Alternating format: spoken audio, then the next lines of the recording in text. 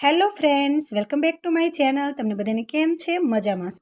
તો ફ્રેન્ડ, આજે આપણે ગાજનું જે કાણું છે એ કઈ રીતે કરવું જોઈએ તે શીખવાના છે. કારણ કે મોસ્ટ ઓફ લોકોને મેં જોયું છે કે ગાજના કાણા કરતાં જ નથી આવડતું. એ લોકોને પ્રોપર રીતે કાણું કઈ રીતે કરવું જોઈએ જેનાથી બટન સરસ રીતે ટકાઈ જાય અને સાથે સાથે નીકળી પણ ન જાય. ઘણા લોકો શું કરે છે, જ્યારે પણ ગાજ કરે છે તો મોટા મોટા બાખા કરી નાખે છે. તો એવું નથી કરવાનું. આજે હું તમને એનું કાણું કઈ રીતે પાડવું જોઈએ, શેનું મદદથી આપણે કાણું કરી શકીએ તે શીખવાના છે. સૌથી પહેલાં તમારે જે જરૂર વસ્તુ પડે છે તે છે કાતર.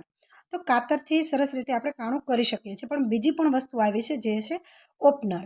જુઓ, આ ગાજનું ઓપનર છે જે મશીન આવે છે ને, તમે જોશો ઘણા પ્રકારના મશીન હોય છે. એમાંનું એક મશીન છે જે ગાજ બનાવવાનું હોય છે, યાની કે ગાજ એનીથી થઈ શકે છે. તો વચ્ચેથી આપણે એને ઓપન કરી શકીએ છીએ. બીજું કે આની મદદ વડે પણ આપણે કાણું કરી શકીએ છીએ. કઈ રીતે એ પણ હું તમને બતાવું છું. તો જુઓ, સૌથી પહેલાં હું તમને આની મદદથી કરાવી, કેમ કે જેની પાસે આ નથી એની પાસે કાતર તો હશે જ તે, અને આ પણ માર્કેટમાં મળી રહે છે. આને ઓપનર કહેવાય છે, જોઈ લો. અને ન તમને મળે ને તો પછી મારી ચેનલ, આ વિડીયો તમે જોવો છો ને, અહીંયા ટેગ પ્રોડક્ટ લખ્યું હશે, ત્યાં તમે ક્લિક કરશો ને તો તમને આ ઘણા બધા પ્રોડક્ટ આના મળશે. સારી વસ્તુ લેજો, કારણ કે સસ્તામાં જોશો અને પછી મહિને વાપરી અને પછી તૂટી જાય તો શું કરવાનું. એટલે સારી ક્વોલિટીનું મળે છે તો જરૂર લઈ લેજો. કાતર પણ સારી ક્વોલિટીની મળે છે, તો એ પણ તમારે લેવી હોય તો આ ટેગ પ્રોડક્ટ લખ્યું છે, જો અહીંયા છે, અહીંયા ટ્રેક પ્રોડક્ટ આવશે કે આ સાઈડ આવશે, બંનેમાંથી કોઈ પણ એક જગ્યાએ આવશે. ત્યાં તમે ક્લિક કરશો ને તો તમને પ્રોડક્ટ એ મળી રહેશે. હવે આપણે વાત કરશું તો કાતરથી આપણે કઈ રીતે કરી શકાય. તો તમે જોશો કે આપણે ગાજ બટન ક્યાં કરીએ છીએ? બ્લાઉઝમાં કરીએ છીએ. પછી ઘણીવાર આપણે ડ્રેસ સીવતા હોય તો એમાં પણ બટનની જરૂરત થતી હોય છે, તો એમાં પણ કરતા હોઈએ છીએ. તો આપણે અત્યારે શીખીએ છીએ તો હું તમને કાપડ ઉપર ખાલી કાણું પાડતા શીખવાડવાની છું. પ્રોપર ગાજ કરતા નથી શીખવાડવાની. એ મારા બીજા પણ વિડીયો છે, એમાં જોઈ લેજો. તો શું કરવાનું છે, તમારે આ રીતનું કાપડ લઈ લેવાનું છે. હવે તમે જોશો કે જ્યારે પણ આપણે ગાજ કરતા હોઈએ છીએ તો 4 પડ હોય છે, જાડું કાપડ હોય છે.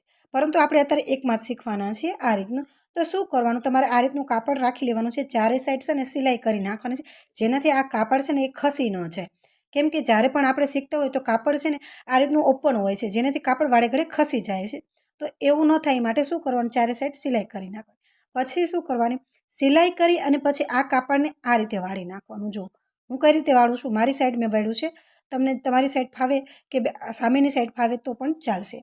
હવે મેઇન વસ્તુ છે આ પોઈન્ટ. જો મેં તમને ઘણીવાર મારા વિડીયોમાં કીધું છે કે આ પોઈન્ટ ખૂબ જ મહત્ત્વનો છે. જ્યારે પણ આ કાતર નીચે પડે છે ને તો આ કાતર છે ને પોળી થઈ જાય છે આ રીતની, અને પછી શું થાય છે, અહીંયા છે ને જગ્યા પડી જાય છે, જેનાથી તમારું ગાજ વ્યવસ્થિત થતું નથી. ઘણા લોકોનો મેં જોયું છે કે અહીંયા સ્પેસ થઈ જાય છે, આ બંનેની વચ્ચે સ્પેસ થઈ જાય છે. એનાથી શું થાય નુકસાન, કે એ લોકોને જે ગાજનું કાણું કરતો હોય છે એ ગાજનું કાણું થતું નથી. તો તમારે એ વાતનું ધ્યાન રાખવાનું કે કાતર નીચે ન પડી જવી જોઈએ. જો કાતર નીચે પડી ગઈ હશે તો અહીંથી છે ને એ પોઈન્ટ નિશાન નીકળી જશે અને તમારા ગાજનું કાણું બરાબર થશે નહીં. હવે શું કરવાનું છે, આ કાપડને છે ને આ રીતે વાળી નાખવાનું છે. તમારી સાઈડ વાળો તો પણ ચાલશે, આ સાઈડ વાળો તો પણ ચાલશે. પછી શું કરવાનું છે, આ જે પોઈન્ટ છે મહત્ત્વનો, આ પોઈન્ટ એને છે ને આ રીતે આટલું લગાડવાનું. જેટલું તમારે જોઈએ ને એટલું જ તમારે કરવાનું છે. અને અવાજ આવ્યો ને, બસ એવી રીતે અવાજ આવવો જોઈએ. આ અવાજ આવવાથી આપણને ખબર પડી જશે કે અહીંયા સરસ મજાનું કાણું થઈ ગયું છે. જો કેટલું મસ્ત કાણું થયું છે. આ રીતથી કાણું થઈ જશે. પ્રેક્ટિસ કરવાની, પ્રેક્ટિસ ખૂબ જ અગત્યની છે. એકવાર જોઈને તમને નહીં આવડી જાય, તમારે સતત એની પ્રેક્ટિસ કરવાની છે. આ રીતે જો જે રીતે મારા કાતરનો અવાજ આવે છે એ રીતે તમારે અવાજ આવવો જોઈએ, તો જ પ્રોપર એક જ ધારમાં કટ થઈ જવું જોઈએ. એક ધારમાં કટ નહીં થાય તો શું થશે, આમાંથી રૂંછડા નીકળશે. તમે જોશો કે તમે જ્યારે પણ કટિંગ કરો છો, આ રીતના કાણું પાડો છો તો રૂંછડા નીકળે છે. તો રૂંછડા ન નીકળે એ રીતે તમારે કાણું કરવાનું છે. હવે બીજું,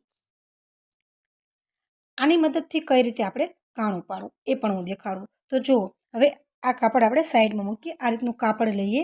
કેમ કે આ છે ને વસ્તુ, જ્યારે પણ આપણે બ્લાઉઝમાં કાજ કરીએ છીએ ને તો આ ખૂબ જ આપણને મદદ કરે છે. આ વસ્તુ છે, એક તો જે દોરા છે એ દોરા કાઢવામાં પણ મદદ કરે છે. જે નકામી સિલાઈ હોય એનીથી આનીથી સરળ રીતે નીકળી જાય છે.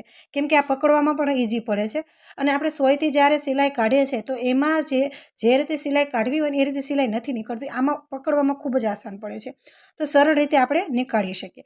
હવે શું કરવાનું છે, તમારે આની અંદર આવી રીતે જવા દેવાનું છે. જો કેટલું ગયું, અહીંયા સુધી જવા દેવાનું છે અને પછી અહીંથી આ રીતે કરી નાખવાનું છે. જે ગાજનું પોઈન્ટ છે, ગાજ માટે કેટલું કાણું જોઈએ આ પ્રોપર આમાં એ રીતે ગાઈડલાઈન કરેલી જ છે. જો આ રીતે કરીને જેટલું જાય એટલું જવા દેવાનું, પછી અહીંથી કાઢી લેવાનું અને અહીંથી તમારે ખેંચી લેવાનું. જો સરસ રીતે થઈ ગયું. થયું એ રીતે આગળ કરતું જવાનું. જો ત્યારે શું કરવાનું, એક કાપડ સિંગલ લેવાનું, અહીંથી આમ લઈ અને પછી આ કરવાનું, અહીંથી ખેંચી લેવાનું. ખેંચો એટલે સરસ રીતે અહીંયા કાણું પડી જશે. જો તો આ બંનેની મદદથી તમે કાણું પાડી શકો. જ્યારે તમે શીખતા હો ને તો તમારી પાસે જો આ સાધન હશે ને તો તમારે જે ગાજનું કાણું છે ને એ એકદમ સરળ રીતે થઈ જશે. તમને જો આ ન ફાવે, બહુ હેવી લાગે કે નથી થતું, તો તમે આની મદદથી તમારે કંઈ કરવાનું નથી. ફક્ત ને ફક્ત આ રીતે આનો જે ટોચનો પહેલો ભાગ છે ને થોડુંક જ તે 2 ભાગ રાખવાનું છે. જો આ રીતે અને પછી આમ કરી નાખવાનું છે. તો અહીંયા સરસ રીતે કાણું પડી જશે. જો દેખાડું, દેખાય છે ને આ રીતે. તો આ રીતે તમે કાણું કરી શકો છો. તો ફ્રેન્ડ્સ હજે પણ કાંઈ તમને શીખવા માંગતા હોય તો પ્લીઝ મને કમેન્ટમાં જરૂર કહેજો. તો અત્યારે માટે બાય બાય.